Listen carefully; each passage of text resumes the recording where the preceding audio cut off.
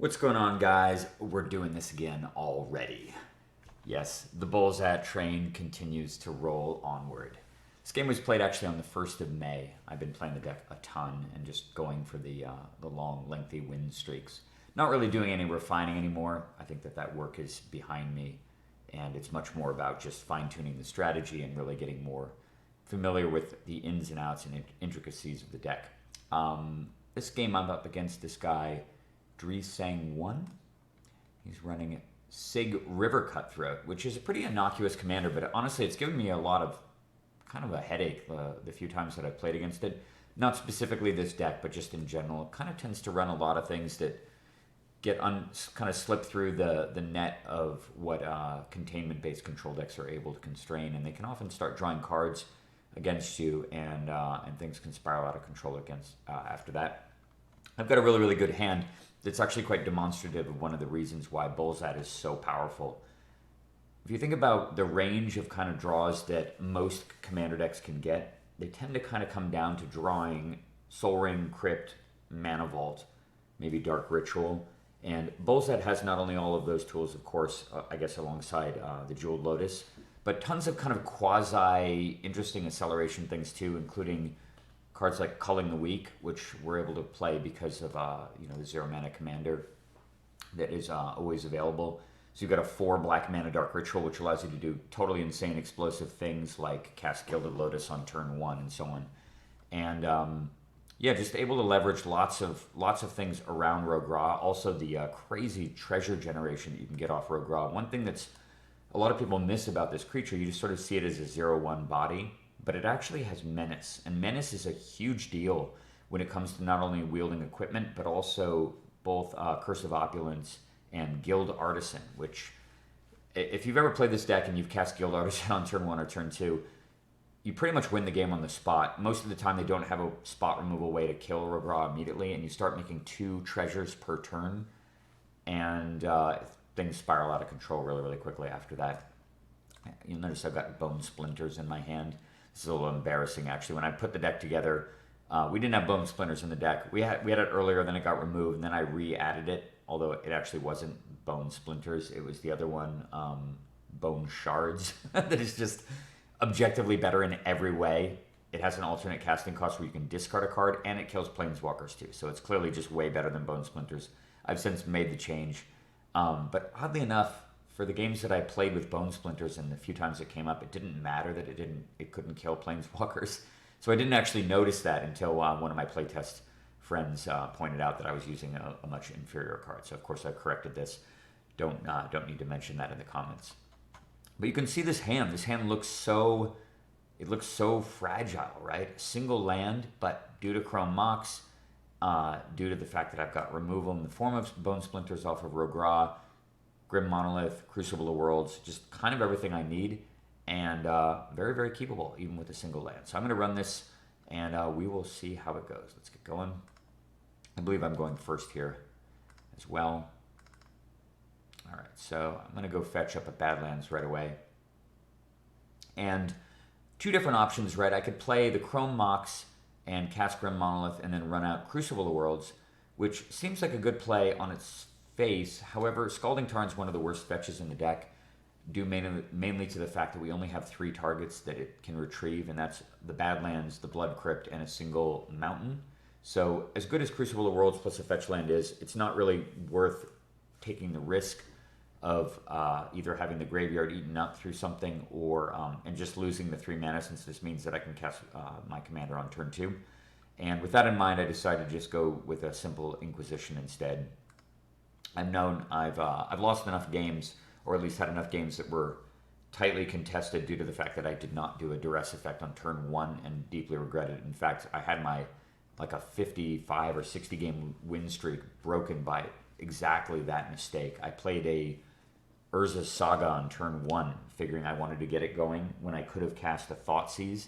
My opponent went first, and he Mystical Tutored at the end of my turn, untapped and ritualed out a Necropotence, which eventually allowed him to draw about 28 or 30 cards, and I lost to it. And if I had Thoughtseize on turn 1, I would have been able to take the Necro out of his hand and would have won the game easily.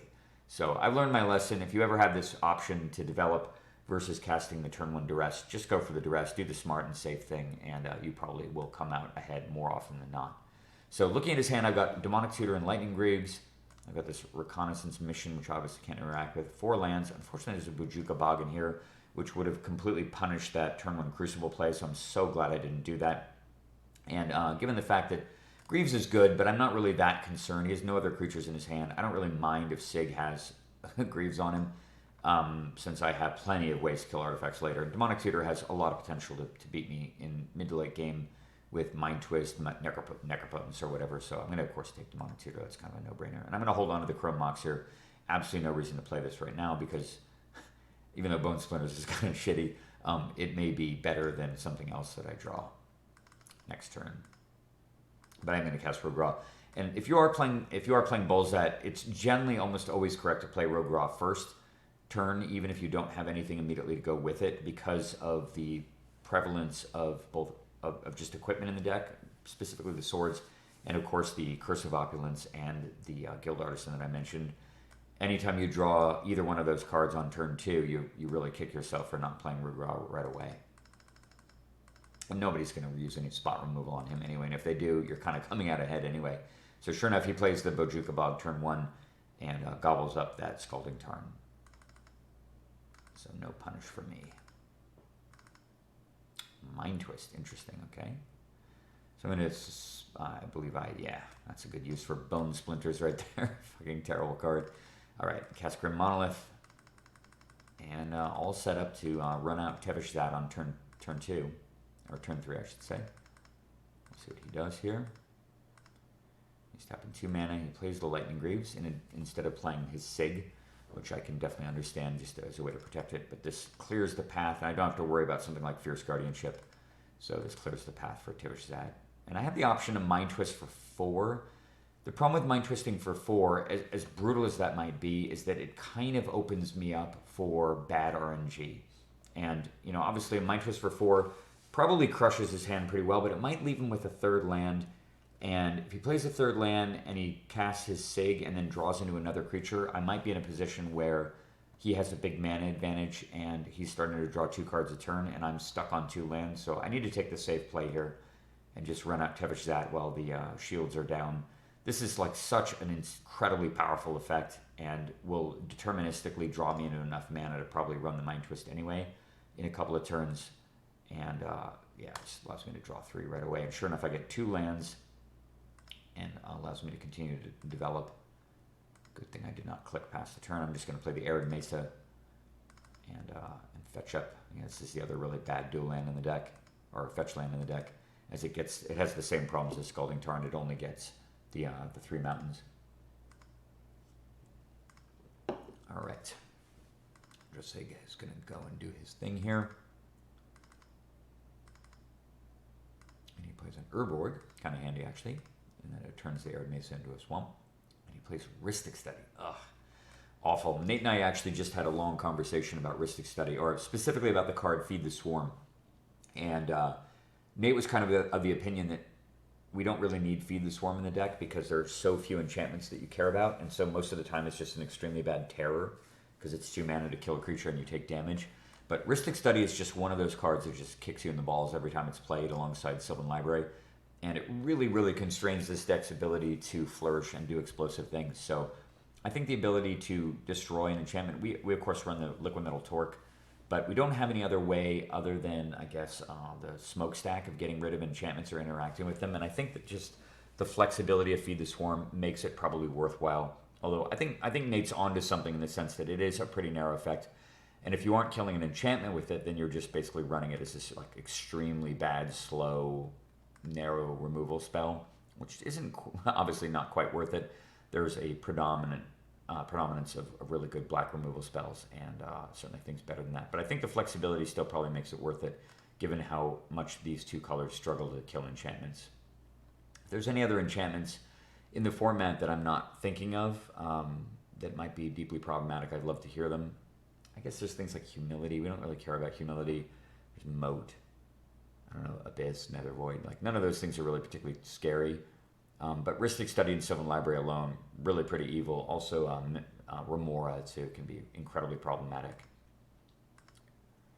All right, I'm not going to sack the Mesa at the end of the turn since I can just use it as a swamp. Oh, and I draw God Pharaoh's statue. Okay. So I'm just going to make some throws, play another land here. And I've got a number of choices here. I could run out Chandra and let him draw a card, but I'm really, really reluctant. One thing about Rhystic Study, of course, is that people play this card all the time in multiplayer because there's always some yokel at the table that just ignores the card. They'll just like cast something for 1 when they've got 4 mana untapped. And they just won't pay the extra Rhystic Study, and they'll let the person draw tons and tons of extra cards at your detriment, which is kind of, it's such an annoying effect. And when you compare it against some of the other cards that are legal in multiplayer Commander, it almost verges on ban-worthy, because 2 people colluding with Rhystic Study in play can basically just feed a million cards to 1 person who can then use those cards to beat you. So I really hate the card. I hate the effect. But last thing on earth I want to do is allow my opponent to draw cards needlessly. As good as it would be to get Chandra into play, I decide that I probably don't need to do that. And so I kind of anticipate, based on, when we duressed him before, he had just Reconnaissance Mission and a bunch of lands in hand, which means that there's a high likelihood he's just going to cast Sygg next turn, Greaves it up and attack, which will allow me to flash out Opposition Agent, block it, kill it, and not have to pay the Rhystic Study. So I decided to take this route, even though it means that I can't, I can't cast the Chandra and I can't cast Bifrost on Lightning Greaves. I did give some thought to killing Lightning Greaves, but he didn't have any creatures when I duressed him, and I don't imagine that he's got anything big and scary that could really actually deal with Tevesh that through the Thralls. So I'm not too worried about him having haste, and with that in mind, I decided to just pass. I'm doing this right now, though, of course, because he's tapped out, and I'm worried about opposing Opposition Agent. Always be thinking about that when you're playing against any black deck. People don't run the, what is that card? It's like blue and black hybrid. The name is eluding me, but it prevents your opponent from searching for the turn. It's a cantrip. No one really runs that card, but Opposition Agent is pretty much in any good competitive blacklist, so it's definitely best to just play the Blood Crypt and just pass. So we'll see what he does, and he has an Ancient Tomb. Sure enough, down comes Sygg. He grieves it up for a second. Looks like he's not going to attack, but then he decides to go after Tevesh, and he falls right into my trap. Perfect. Opposition Mission. God, why did they give this thing flash? I mean, I guess they have to give it flash mechanically. So insane. What a ridiculous creature this is. Made at the same time as Hull Breacher. Block. Kill Sygg. Such a beating. But he does have the Ancient Tomb, so he'll be able to redeploy Sygg pretty quickly. All right, I draw Sulphurous Springs. Again, faced with that same choice, I could Mind Twist for 3 here and pay the Rhystic Study. Not too bad, but I saw before that he had a bunch of land, and he also had the Reconnaissance Mission, which I'm not terribly concerned about, given the fact that I can just gum up the ground with millions of Thralls, so I'm not worried about him getting super combat damage. And I decided that this is probably a pretty good turn to just play the Chandra. Just tapping my lands totally incorrectly. I'm going to make 2 more Thralls. And I guess I could have drawn 2 cards here, but I kind of already know what I'm going to do, and I think that just building Tevesh that up to impossible to deal with numbers of counters, like 10, is in my best interest, even if it means that I'm not drawing cards right now, because I kind of already have a game plan. So I can just pay that, and I'm going to just plus it, and I flip over Verdant Catacombs. That would have been kind of nice, but no problem taking 2 damage. Can attack for 3 here. Looking pretty damn good. Alright, we'll see what old Dreseng does. You're probably wondering at this point, why on earth did I do a replay of this game? But you're about to find out. Things are about to get kind of hairy. Because down comes Watery Grave, and thanks to that Ancient Tomb, I get to face down this insane thing. Necropolis Regent. 6/5 Vampire. Whenever a creature you control deals combat damage to player, put that many +1/+1 counters on it. And he's got Lightning Greaves in play. Shit. Alright. Well, the question is does he send it into my face? Or does he kill off Chandra? And of course he goes after Chandra. Oh, poor Chandra. I'm sorry. I'm sorry I did not kill the Lightning Greaves. You're too beautiful for this world, Chandra. And now I've got a shrouded 6/5 to deal with. Alright, I'm going to just sack right now to get up to 10. I I get Ad Nauseam and Sword of Feast and Famine. So looking at the board, this is one of those really kind of complicated forking play situations. On the 36, I don't have any answer to the to this Necropolis Regent. It's going to attack. If it hits me, it's going to hit me for 6 and then 12 and then lethal. 3 turns to deal with it. Taking his commander doesn't really fix that problem, and I still have to navigate the Rhystic Study. So a lot of different choices here. I could have played the Sword of Feast and Famine, but I don't have 6 mana, so I can't avoid him drawing. And like I said, I'm really, really averse to letting my opponent ever draw with Rhystic Study. If they're lucky enough to draw it early, I want to make sure that they get fully punished for that. Maybe it's a little bit of a personal vendetta, and I certainly don't like people to do it. So I look at this board here. I could destroy the Lightning Greaves, but that doesn't really do anything since I don't have any way to kill the Necropolis Regent anyway. And Tevesh has enough counters that he can survive a hit, which isn't the end of the world. I don't really want to play the Sword of Feast and Famine. And I guess I could make him discard 2 cards, although he'd draw 1 card from the sword since I have to equip it anyway. I gave some thought to actually, yeah, I don't remember if I actually made any thralls. I guess that was a while ago. Gave some thought to Thought Seizing, possibly Mind Twisting his hand away. I could definitely Mind Twist for 3, but it doesn't really solve the Necropolis Region. If he gets lucky and draws some counter magic or something and can protect it, I could just die to this, which would just feel really foolish. So I decide that probably the best play overall is just Ad Nauseam. Just cast Ad Nauseam, let him draw 1 card. I know that I already talked about how I don't like that, but I figure that if Ad Nauseam resolves, he's probably going to send the Necropolis Regent at Tevesh. I assume he might do that, and I'll be able to Ad Nauseam for 1,000,000 cards. I don't think he has a counterspell based on the fact that he's so aggressively tapping out. And with that in mind, I decided that the best course of action is just to simply use Ad Nauseam and hopefully deal with a way to kill off the risk, or get a way to deal with the Rhystic Study and then develop the rest of my board. So I'm just going to attack here with Opposition Agent. And yeah, I guess I did make thralls already. So it's sitting at 10, threatening at least the ability to use Sygg plus 3 points of damage. Maybe he'll even keep the Necropolis Regent back if he has nothing else. He plays Field of Ruin, which of course does absolutely nothing when I have Opposition Agent in play. Let's see what's going on here. Glen Alendra Liege. Strange. I guess that, not too bad actually. I guess that makes the Sygg into a 3/5. So it can start drawing cards on its own, and it's a flying 2/3 thing, and it's going to make the Necropolis Regent even bigger. But it does tap him down to just 2 mana, and sure enough, he's casting Arcane Signet. So I know exactly what the last card in his hand is. It's this Reconnaissance Mission, which means that the path is clear. And the reason I'm doing this, obviously, with the Arcane Signet on the stack is because imagine if I cast the Ad Nauseam after the Signet resolves and he happens to top deck like a Swan Song or a Spell Pierce or something, how big of a punish that will be. So even though this is telegraphing some information and letting him draw, this basically means that he cannot draw anything except for, I guess, Force of Will or Pact of Negation to stop the Ad Nauseam. Sure enough, he can't. So here we go. Take 1, take 4, take 6, take 6, take 6, take 6. God, this card's so broken. Ridiculous. Take 7, take 7, take 9, take 11. Let's just go over here. Take 14. There's a Rakdos Signet. Take 16. Vandal Blast. Take 17. All right, so I kind of got what I needed. I've got an easy ability to kill an artifact for just 1 mana, and I've got a Dreadbore and a bunch of acceleration. And at 18 life, it sort of seems about the right amount of damage to take. I could go further, but I don't really want to risk it dying to something ridiculous since I don't know what he's drawn. And this will probably compel him to actually attack my life total since it puts me on a 1-turn clock.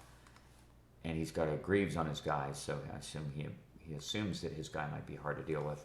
I go to 11 Necropolis Regent up to 14 counters. What a monstrous creature that is.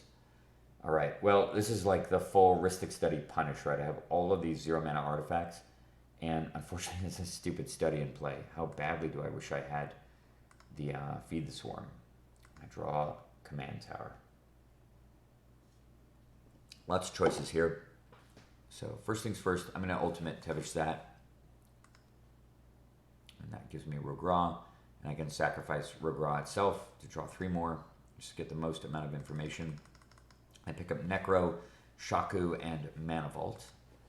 Send, by the way, this card, holy shit, is this thing insane. I don't remember if my friend Eric came up with it or if Nate suggested it. Total sleeper. I have been so blown away by how powerful this card is in this deck. And honestly, I think it's probably woefully underplayed in Commander in general. You don't really realize how many legendary permanents you play with in most decks, and this deck has a preponderance of them.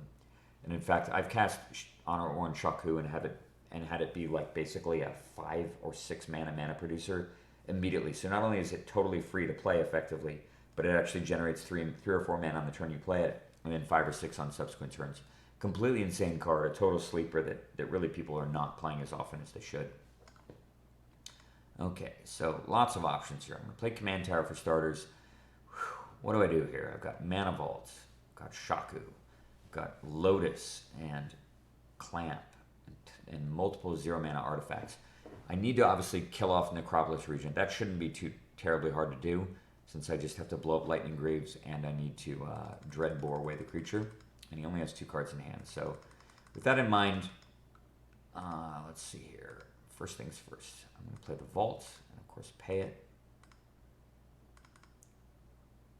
Play a Mox, pay it as well. Throw away one of my copious lands, 3 mana.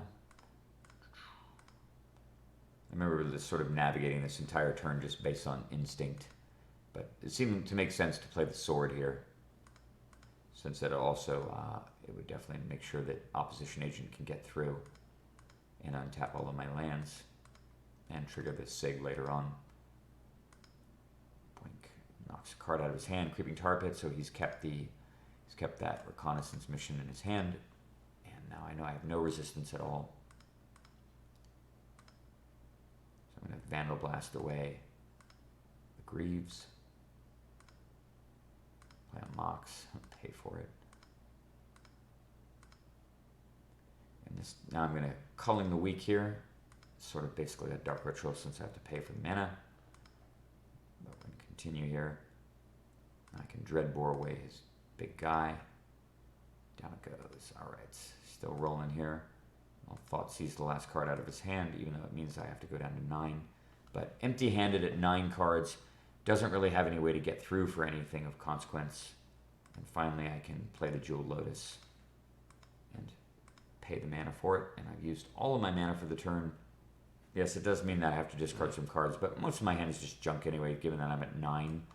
And these cards are just totally useless if you're at 9, so I can throw those away. I get a Duress. Okay, so assessing my hand, Mind Twist no bueno. I think that by force probably hard to, not insanely good. Jitte I think very powerful, obviously Skull Clamp, mandatory. Shaku very, very good. Some more mana producers, and the rest of the hand is kind of like interchangeable, so I just sort of, you can see like just getting rid of some of the narrow mana production, don't need Mind Twist. I'm basically just going for mana production and card draw, kind of the same sort of things that that you usually focus on. I don't really need Karn either. He has just an Arcane Signet. Don't need Mind Twist. These extra lands, not terribly important either. And I'm keeping the Dust Bowl just to keep his mana under control for later. And looking pretty good here all of a sudden, even after dealing with the Necropolis region. And all he's got is this little 2/3 flyer, which I can't block. And he just sends it into my life total instead of dealing with Tivish. But without the Greaves, he just can't mount that much of an aggressive attack. And then he does this Field of Ruin play. Cannot say I agree with that, given the fact that I've got an Opposition Agent. So he destroys one of his own lands to give me 2 lands. Thank you very much. I'll get a land out of my own deck. I'm just going to untap the Mana Vault, given that I'm down to 7. There's no real reason to... A lot of people would just sort of, I think, let Mana Vault ride and go down to 6 and 5 and 4. And I think it's just probably better to just... I mean, sure, if I use the Vault this turn, it means that I'm -1 mana, but I've got a Opposition Agent anyway. And I'm sorry, a Opposition Agent with Sword of Feast and Famine on it, so I can just untap all my lands regardless. But I'm going to use the land before I do that. Cast a Shaku. So amazing. these guys, including his commander. So Shaku currently making 1, 2, 3 mana. And then if I play Rogra or I play the Jitte as well, that makes even more. So we're playing Jitte here. Tap the Mana Vault. And cast Skull Clamp. Pay for that too. In comes the Opposition Agent. Smashes, gets counters, untaps the land. It's funny, it's so funny to actually run Umezog's Jitte in a deck that only has about 4 creatures with power and a bunch of ways to make 0/1s, but the card is incredibly effective. Nate really insisted that Jitte belongs in the deck, and having played a bunch of games with it in here, I totally agree. It's just, you have so many ways of getting power on creatures or stealing creatures that have power that the flexibility of Jitte means that it's a really critical source of both creature control and life gain. And additionally, it of course is a legendary artifact, so it can fuel the Shaku.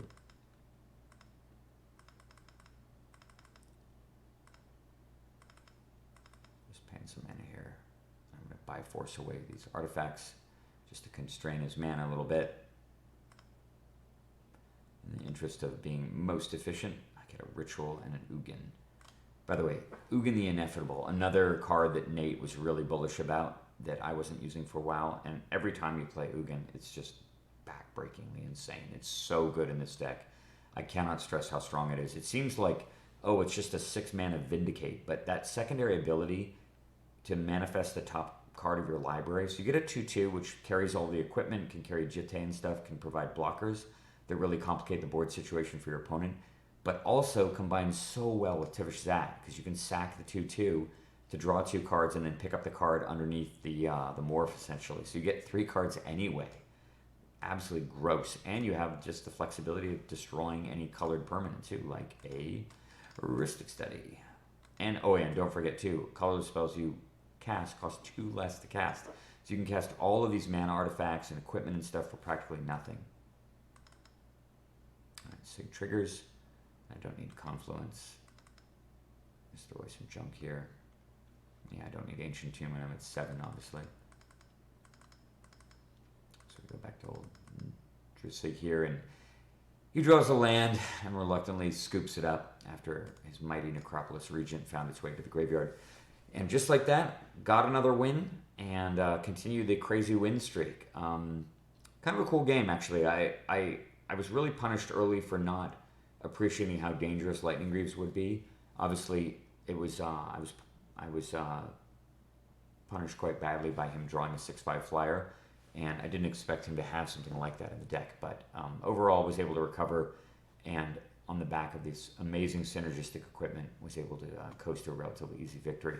Got another couple of games in the pipeline. Hope you guys enjoyed this one. And again, I'm planning on doing my my deck tech for the Minskin Boo deck pretty soon, so stay tuned for that. Stay tuned for more Bullszat games as I continue to push the win streak, and hope you enjoyed it. I'll see you guys all later. Take care.